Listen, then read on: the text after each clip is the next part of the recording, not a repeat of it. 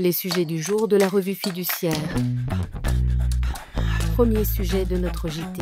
Évaluer et prévenir les risques en ayant une approche différenciée femmes-hommes. Les recommandations de l'ANACT. L'employeur doit évaluer les risques pour la santé et la sécurité des travailleurs en tenant compte de l'impact différencié de l'exposition aux risques en fonction du sexe. De plus, il doit transcrire et mettre à jour les résultats de l'évaluation des risques professionnels à laquelle il a procédé, dans le document unique d'évaluation des risques professionnels. L'ANACT ayant constaté que l'évaluation des risques différenciés est peu pratiquée dans les entreprises, elle donne des points de repère aux personnes en charge de la santé et de la sécurité dans les entreprises pour intégrer cette démarche différenciée. En effet, pour l'ANACT, le principe du Code du travail selon lequel il convient d'adapter le travail à l'homme doit se comprendre comme adapter le travail aux femmes et aux hommes. Le 22 septembre 2025, l'ANACT a donc publié un guide méthodologique pour aider les employeurs à mettre en œuvre une approche différenciée de l'évaluation des risques professionnels. Elle y décline la pertinence d'une approche différenciée femmes-hommes, dans une première partie, la méthode pour une évaluation différenciée, dans une deuxième partie, et la mise en œuvre pratique de l'approche différenciée, dans une troisième partie. À noter dans ce guide un focus sur les violences sexistes et sexuelles au travail, que l'ANACT propose d'inscrire comme un risque professionnel dans le DUERP. Le guide contient également un exemple de document unique d'évaluation des risques professionnels.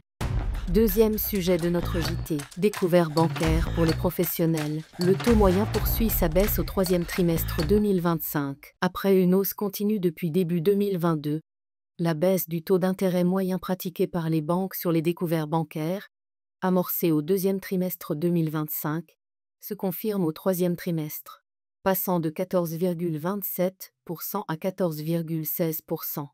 Chaque trimestre, le journal officiel publie les seuils au-delà desquels les taux proposés par les banques sont considérés comme usuraires, c'est-à-dire illégaux.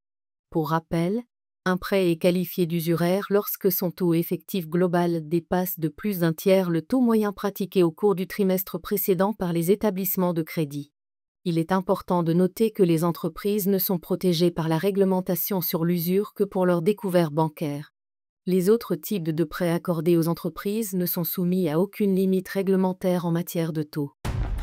Troisième sujet de notre JT, taxe sur les logements vacants. Une taxe annuelle sur les logements vacants s'applique, dans les zones dites tendues, à un logement vacant depuis au moins un an au 1er janvier de l'année d'imposition. Elle n'est due que pour des logements habitables dont la vacance tient à la seule volonté de son propriétaire.